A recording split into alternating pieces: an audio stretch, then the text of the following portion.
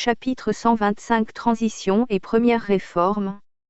Une fois le texte diffusé, rien ne reprit comme avant. Il n'y eut pas de rupture brutale, mais un arrêt progressif de l'ancien fonctionnement, comme si le monde lui-même ralentissait pour laisser place à autre chose. Les activités quotidiennes, les habitudes ancrées, les routines répétées sans question, furent peu à peu suspendues. Seules les fonctions strictement nécessaires à la survie physiologique des Athéniens furent maintenues. Nourrir, soigner, préserver, le reste passa au second plan, comme mis en attente. Durant cette période, chaque jour fut dédié à l'implémentation d'une réforme. Le temps lui-même semblait structuré autour de ce processus. Tous les postes de transmission visuelle diffusèrent en boucle les nouvelles directives, les explications des changements, et surtout la logique de leur mise en œuvre.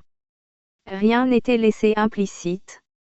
Jour et nuit, 24 heures sur 24, chaque réforme fut expliquée et réexpliquée. Les mêmes messages revenaient, sous différentes formes, jusqu'à ce que les Athéniens commencent à en percevoir le sens, non seulement intellectuellement, mais presque intuitivement.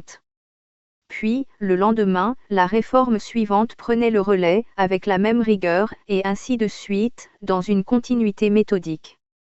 Petit à petit, les Athéniens comprirent ce qui était en train de se passer. Ce n'était pas une simple série de changements isolés, mais une recomposition globale.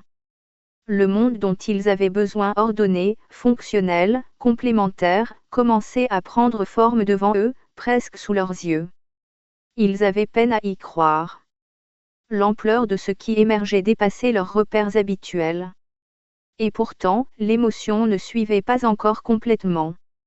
Elle restait en retrait, comme si l'esprit avait pris de l'avance sur le ressenti. Il voyait, il comprenait, mais ne ressentait pas encore toute la profondeur de ce basculement. La transformation avait commencé. Et pour la première fois depuis longtemps, la possibilité d'un avenir différent n'était plus seulement un espoir fragile ou une projection lointaine, elle était devenue tangible, presque palpable, inscrite dans le réel.